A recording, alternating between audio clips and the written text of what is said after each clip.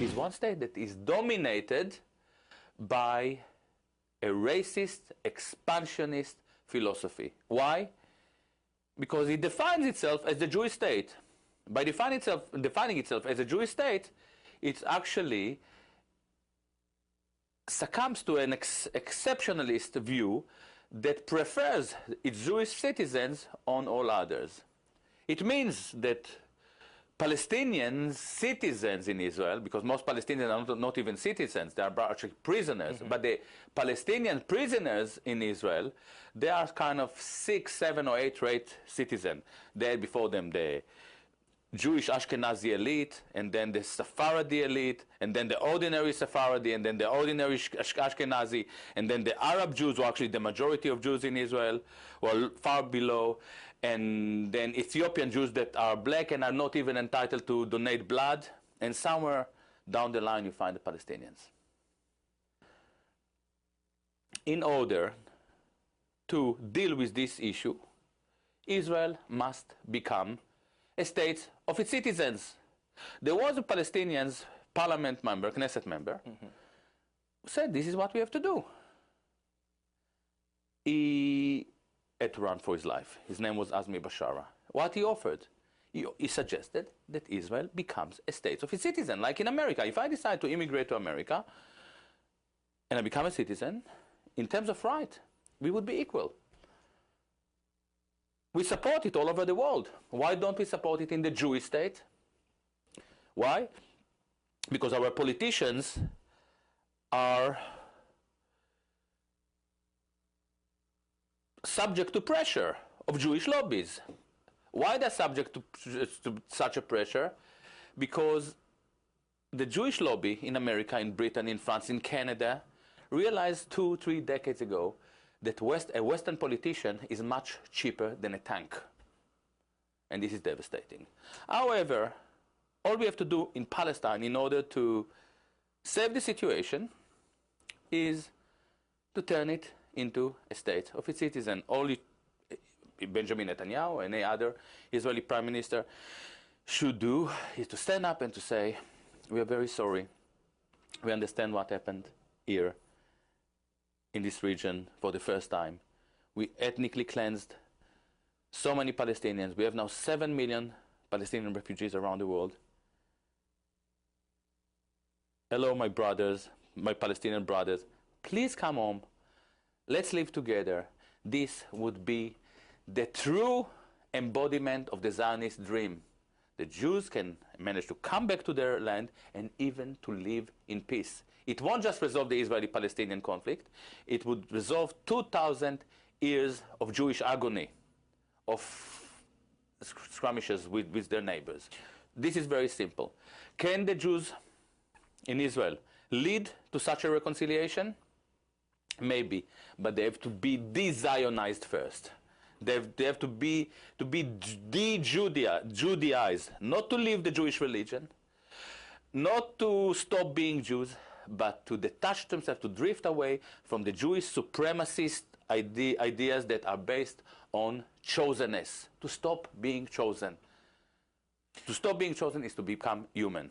Well, you know, we've talked so much about the distortions, whether it's on the two-state solution, whether it's AIPAC, but I wonder on your tour is called the Grassroots Tour, if I'm not mistaken. Yeah. What have you seen, what has been the breadth, the depth of the support you've seen for the Palestinian cause in America? I mean, is the AIPAC consensus something that, you know, you're seeing all people for, or have you seen people come out and really been for the Palestinian people? Absolutely. Absolutely. There is no doubt that all over in the West, there is massive support for the Palestinian people.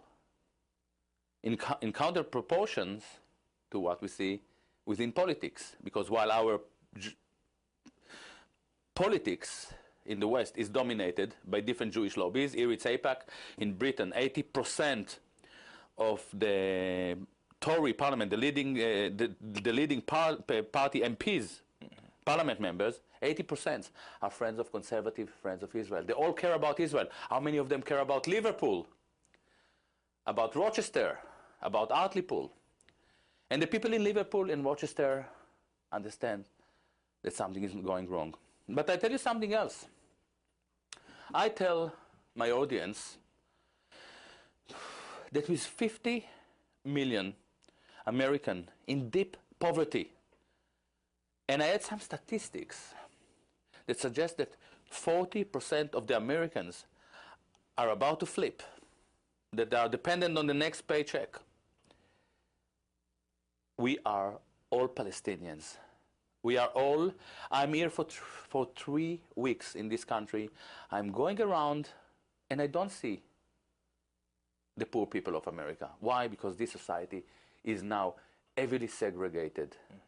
Well, one thing I want to really get your response to is one thing we've seen here in America quite a bit, especially in the Republican Party presidential debates, is this idea that the Palestinians are an invented people, a made-up people, and that they have no rights because they do not exist. I wonder how you respond to that. It is almost funny because the only research into invention of people, that we are aware of is actually a book that was a bestseller in Israel by an Israeli professor called Shlomo Zand, and it is called The Invention of the Jewish People. Now, people are invented. People are invented. The Jewish people were invented as people 110 years ago. And this is well documented. The problem with people who invent themselves start when they start to celebrate their national or patriotic symptoms on the expense of others. And this is exactly what we see in Palestine. Now, there is no doubt that Palestinian culture has been there since time began. But even if Palestinians started to understand or to internalize their national existence as the outcome of the Zionist movement by means of negation.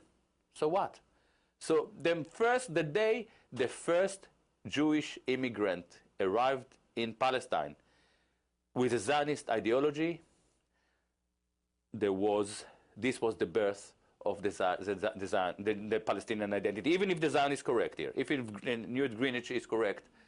So it means that the Palestinian nation, according to this philosophy, is exactly as old as the Zionist movement.